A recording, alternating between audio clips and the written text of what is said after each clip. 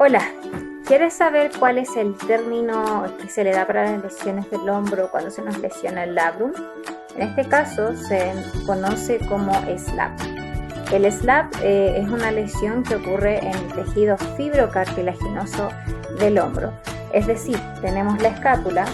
De esta escápula tenemos la porción que se va a conectar con la cabeza del húmero, y esa porción que une la cabeza del húmero con la escápula, lo que está alrededor de esto, se va a llamar la articulación glenohumeral. Alrededor de ello está en este caso el labrum que bordea esta articulación. Ahora, este SLAP no es muy conocido. Generalmente lo más común de las lesiones del hombro son las tendinitis, donde se afectan los tendones por movimientos repetitivos, por sobreuso o por el peso excesivo. O en este caso presentamos las bursitis, que es cuando se inflaman las bursas alrededor del hombro que permiten que el movimiento sea suave, ¿ya? Pero en el caso de un SLAP, que es una sigla en inglés, que se conoce como una lesión superior del labrum, que es de anterior a posterior, no se sabe mucho. ¿Cómo ocurre esta lesión? ¿Cómo puede aparecer? Generalmente son ocasionadas por traumas directos en tu hombro, es decir, sufriste un golpe, en este caso pudiste haber tenido incluso una luxación o incluso levantaste algún objeto pesado sobre la cabeza, y en este caso el objeto era muy pesado para tu articulación y también lo puedes haber lesionado. En este caso, ¿qué ocurre con esta parte del labrum? Es que se empieza a desgastar y se empiezan a romper sus fibras. Por eso empieza un proceso de círculo vicioso donde hay dolor e inflamación, y donde también podemos pasar a llevar y lesionar la cabeza larga del bíceps.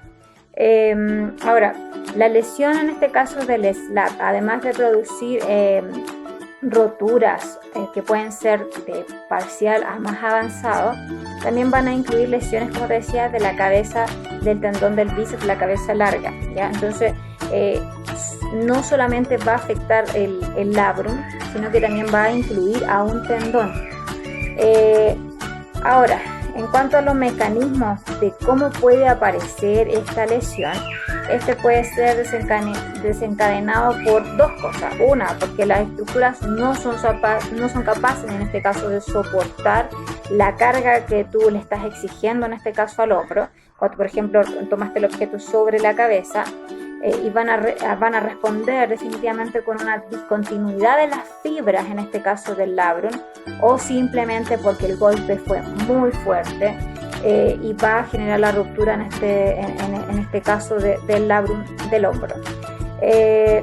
Sin embargo, la característica de una lesión de SLAP es que, a diferencia de las tendinitis, que es la siguiente: las tendinitis generalmente, cuando aparece el dolor por movimiento repetitivo, va a aparecer de menos a más, o se va a mantener el mismo dolor durante un tiempo considerable.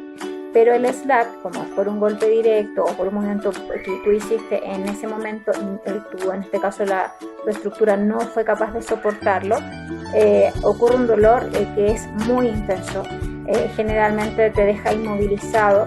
Por lo tanto, inmediatamente deberías ir, en este caso, a urgencias, revisar el hombro para ver que no haya comprometido, en este caso, el tendón del bíceps.